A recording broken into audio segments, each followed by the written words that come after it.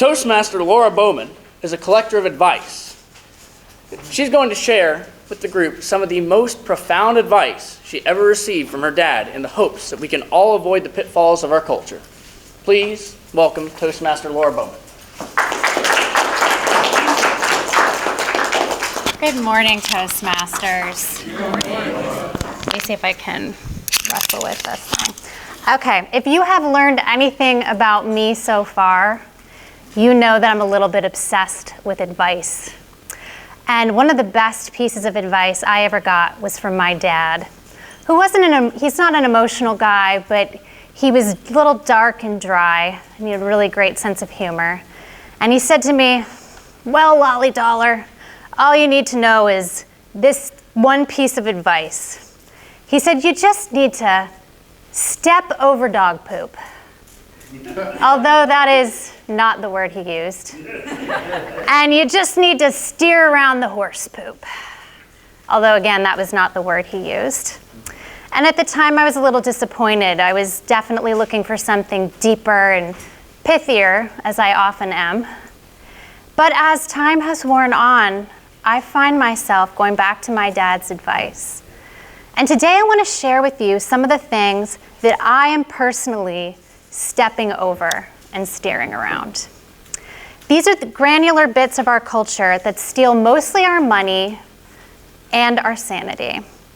So let's start. Who's a Starbucks person? Oh my gosh, really? Wow. Okay. So really, I'm just talking to myself here. I'm a recovering Starbucks user myself. I started my addiction in 1999 when I got my first job in Tampa. I finally put an end to the insanity May 19th, 2019, but who's marking time? I stopped when I realized I could put all three of my kids through college choice with the amount of money that I spent there. Now, like a newly minted non-smoker, all I do is complain about the place. Don't start this habit. Don't let your kids start this habit. Also, let's not pretend that you're better than if you do this same ritual at Dunkin' Donuts or 7-Eleven. Oh, now are we talking? Now are we talking? Okay, it's the same thing. And just spinning off of that, Uber Eats has become a real problem. Who's an Uber Eats person? Yes, we really got into this in the pandemic, and I have 3 kids that would order like 3 different things.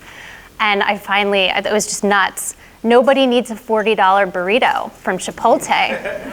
And the worst combination is when you actually have Uber Eats from Starbucks come to the house. And then the bag says Ben B. And I said, "Joey," this is my son, I said, "Who's Ben B?" He goes, "That's my fake name for Starbucks." And you know why he has a fake name? Because he's embarrassed. And he should be. So who's going to Costco and Target this weekend?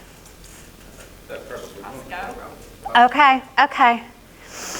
Don't tell yourself the lie that you're going for paper towels.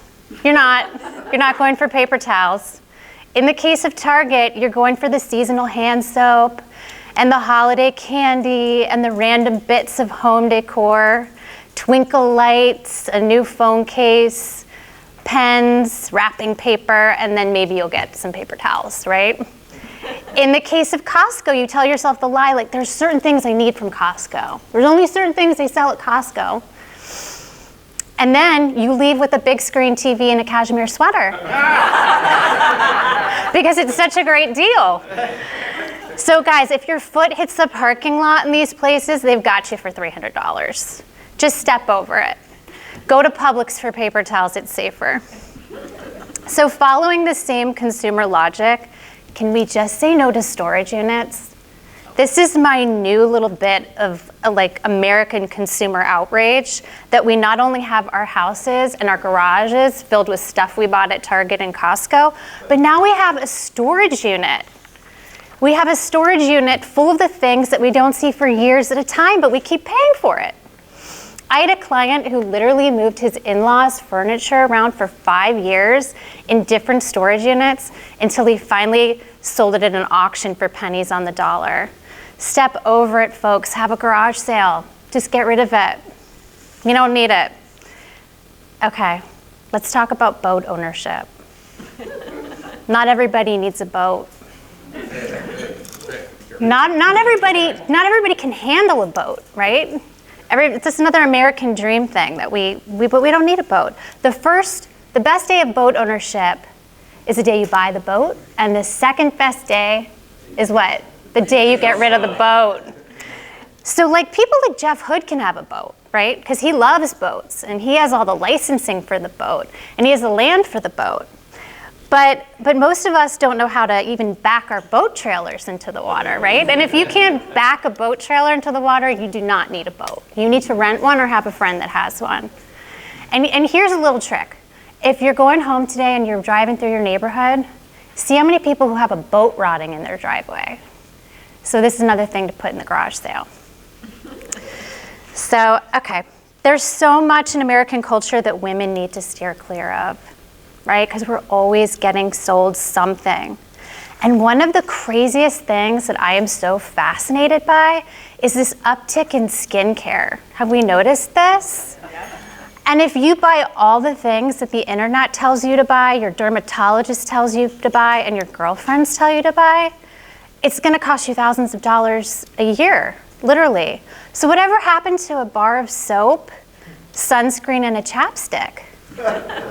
I mean, like, where did we go so far in the other direction? I have clients in their 20s who are saving up for Botox, blood facials, and microneedling. It's insane. It's real. Have we been sold? Maybe. I could be changing my tune in a couple of years when I'm scraping my neck up off the floor, but for now, I'm stepping over it. I could go on and on, but the point is really this, guys. Culture is fast and furiously moving river that can pull us all along. My dad was right. It is up to all of us to decide what's worth wanting and what's worth sidestepping. So fellow Toastmasters, I empower all of you today to make your list of what to step over and steer around, AKA what's not worth paying for anymore. Thank you.